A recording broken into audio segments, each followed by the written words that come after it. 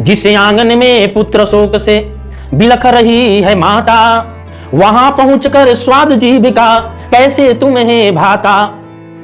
जरा सोचिए, जिस घर से पारिवारिक सदस्य हमेशा के लिए विदा हो गया, उस जगह पर उनके नामों पर दान लेना, उनके नामों पर भोजन करना, ये कितनी अपराध है।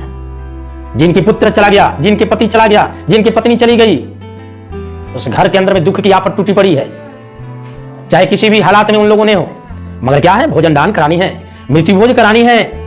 यह परंपरा बिल्कुल गलत है। उस गम की भोजन करना अपराध है। प्रश्न इस प्रकार है कि क्या मृत्यु भोज करना अपराध है? मृत्यु भोज करना महापाप है? बहुत ही बढ़िया प्रश्न है, बहुत ही माइक्रो ये प्रश्न है।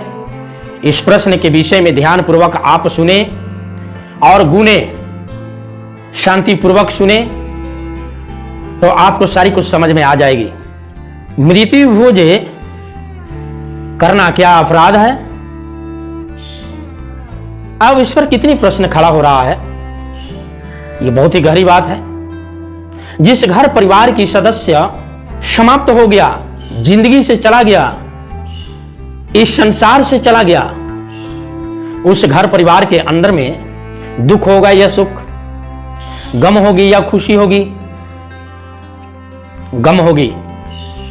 तो जहां गम की मामला है, उस गम की मामला में क्या पूरी मिठाई, अनेकन प्रकार की भोजन पदार्थ बनाया जाना क्या औचित्य है? नहीं औचित्य है, क्योंकि गम है, खुशी की मर्तबा नहीं है। वहां 13वीं होने तक इतनी गंभीर मामला होती है, उसके नामों पर मृत्यु भोज कराने की परंपरा जो है, यह बिल्कुल सही नहीं है, अच्छा नहीं है। क्योंकि जहां पर गम है, खुशी नहीं है, उस जगह पर आप पूरी मिठाइयां, अनेकन प्रकार की पदार्थें बना करके कैसे खा सकते हैं? यही नहीं, मृत्यु हो जाने के बाद में शमशान भूमि पर आतंक मची रहती है। वो चाहे घर के किसी भी प्रकार के सदस्य हो, नौजवान हो या बुढ़े बुजुर्ग हो, चाहे जिस भी उम्र का हो, उस शमशान भूमि पर अगर जो ले जाते हैं तो उस जगह पर लोगों ने सौदा करता है कि इतना चाहिए, मुहमंगा चाहिए, मेरे को पैसे दान चाहिए। वहां के लोगों ने यह नहीं समझता है कि किस स्थिति और परिस्थिति में है। वहां से लेकर के 10 कर्म जो होता है, उसमें उनके आत्मा के शांति के लिए ठेकेदार लोगों ने बन जाते हैं और ठेकेदारी लेकर के उनके नामों पर अनेक प्रकार की सारी सुविधाएं लेते हैं, धंधा बना लिया है लोग। और यही नहीं, 13वीं भोज को जितने भी हित कुटुंब रिश्तेदार हैं लोग, उस सभी को बुला करके, और भी जो लोग हैं उन लोगों को बुला करके भोजन ग्रहण करवाते हैं। गम में इतनी बुलाने की जरूरत क्या है?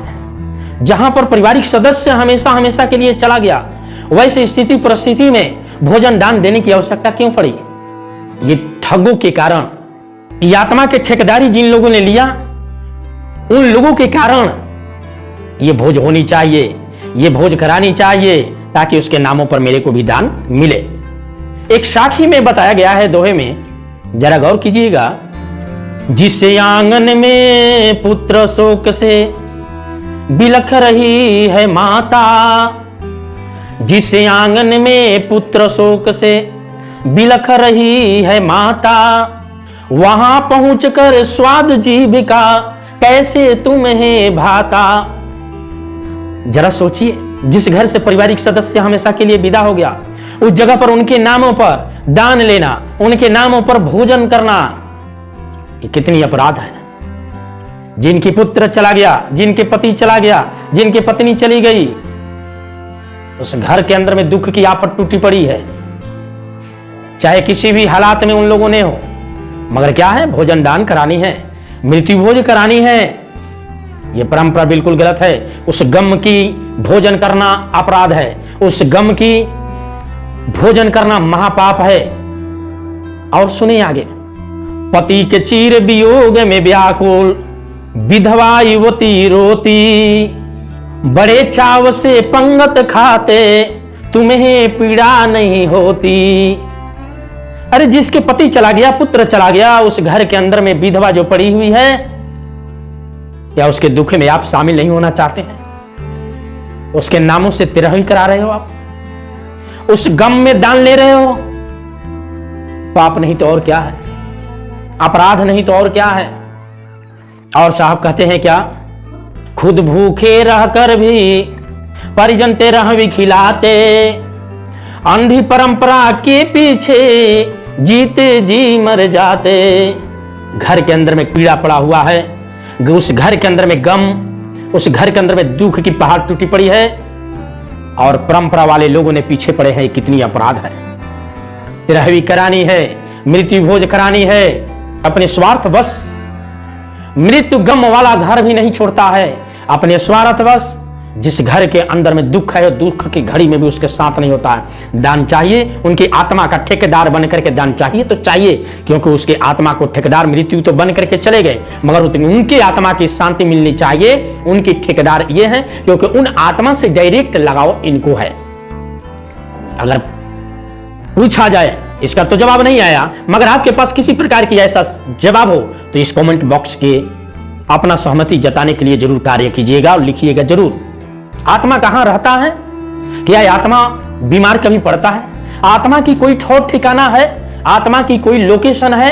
आत्मा जिस जगह पर रहता है स्वर्ग में, वहां से कोई लौट करके आया? क्या आत्मा से जो आत्मा को शांति के लिए कह रहे हैं, क्या उनको किसी तरह बातें होती है? क्या वहां के मोबाइल नंबर उनके पास अवेलेबल है? कुछ भी अता पता नहीं चलता है, मगर आत्मा के नाम पर उनको चाहिए या मृत्यु भोज, मृत्युदान। ये कैसी परंपरा, अंधभक्त वाला परंपरा है। ये कैसा परंपरा, अंधा परंपरा है कि दुख को भी नहीं छोड़ता। और कहते हैं क्या, मरने वालों के प्रति अपना सदा व्यवहार निभाओ, मरने वालों की प्रति अपना सदा व्यवहार निभाओ। धर्म यही कहता है बंधुओं, मृतक भोज ना खाओ। दुनिया की धर्म कह रहा है कि नहीं, ये गम के अंदर में सहभागिता होनी चाहिए, संतावना देनी चाहिए, बताना चाहिए, इसमें दान पुण्य की कोई आवश्यकता नहीं है। मगर इस परंपरा के पीछे पड़ करके मृत्यु के बाद भी इन लोगों ने नहीं छोड़ता है। इसलिए मृत्यु भोज एक पाप है, अपराध है खाना। मृत्यु भोज से, मृत्यु से लेकर के और तिरहवीं तक, इसके बीच के जो लूटपाट जो चलती है मृत्यु के नामों पर, ये कितने घर कंगाल बना देता है लोग। ये परंपरा के कारण कंगाल लोगों ने बन जाता है। उस पैसे को एजुकेशन पर खर्च कीजिए। मृत्यु के बाद में दान की क्या आवश्यकता है? आत्मा कहीं पर कोई कुछ नहीं होता है। व्यक्ति की मृत्यु जब होती है, आदमी की मृत्यु होती है, तो आत्मा जो जहां आत्मा नाम के शरीर के अंदर में किसी प्रकार की चीजें नहीं है। अगर ये आत्मा है तो इस पृथ्वी पर संपूर्ण प्रकार की, पता नहीं कितने प्रकार की प्राणी है, हजारों हजार प्रकार की प्राणियां बना है। हर प्राणी के अंदर में आत्मा है। तो आदमी जब मरता है, मृत्यु होती है, तो मृत्यु होने के बाद में इनकी आत्मा के ठेकेदार तो है, मगर कोई जानवर मर जाए तो उसकी आत्मा के ठेकेदार कौन होता है? कोई बता सकता है? उसका आत्मा कहां जाता है? हजारों प्राणियां हैं, लाखों प्राणियां हैं, और उन लोगों की जब मृत्यु होती है, उन सब प्राणी का मृत्यु जब होती है, तो उस प्राणी का आत्मा कहां जाता है? या किसी प्रकार की आत्मा वहां बीमार पड़ता है तो दवा कराने आप जाते हैं। किसी प्रकार की आत्मा नहीं होता है। ये एक भय है, अंधविश्वास है, ढोंग पाखंड है। ये दान लेने का दुकान है, दान लेने की एक धंधा है, दान लेने की एक बिजनेस है कि मृत्यु के बाद भी लोगों ने दुख के घड़ी में साथ नहीं होते और उसके नाम पर भी लोगों ने ले लेते हैं। इसलिए उस पैसे को फुजिल न किया जाए। इसी कारण राजस्थान के अंदर में मृत्यु भोज पर ब्रेक लगा हुआ है। मृत्यु भोज जो करेगा वो दंड के अधिकारी होगा। ये दुख है, गम की घड़ी है। इस गम की घड़ी में जिस घर परिवार के सदस्य ही हमेशा हमेशा के लिए चला गया, उस मृत्यु के नाम पर उसके घर में दुख में सहभागिता होइएगा या दान और भोजन श्राद्ध के लिए जाइएगा। ये पाप नहीं तो और क्या है। हाँ, ये होनी चाहिए कि जिनकी मृत्यु हो गई उनके नामों पर जो भी हित कुटुंब रिश्तेदार हैं या जो भी आसपास के आस पड़ोस के लोग हैं, उन लोगों ने इकट्ठे होकर के और उनके नामों पर मौन धारण करें। मौन धारण इस बात को लेकर के करें कि आप इस दुनिया के अंदर में आए हैं, आपको भी एक दिन चले जाना है। कहे हैं कबीर साहब इस बातों में कि आया है सो जाएगा राजा रंक फकीर, एक सिंहासन चढ़ चले एक बंधे जंजीर।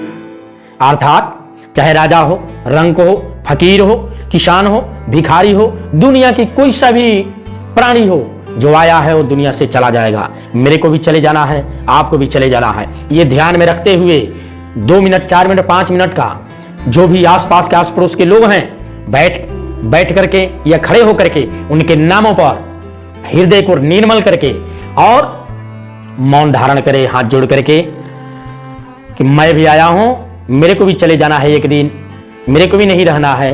किसी प्रकार की इस जीवन में गलती नहीं होनी चाहिए, नहीं करेंगे। ऐसा करें ताकि कृतज्ञ जीवन हो, एक सुगंधितमय जीवन हो, अच्छी जीवन हो। ऐसे कामना करते हुए अपने जीवन को उस मृत्यु के नाम पर अपना जीवन को कृतज्ञ बनाएं और उस दुख में शामिल होकर के पुष्प अर्पण करके और फिर उसके बाद में सेवा समाप्त करें।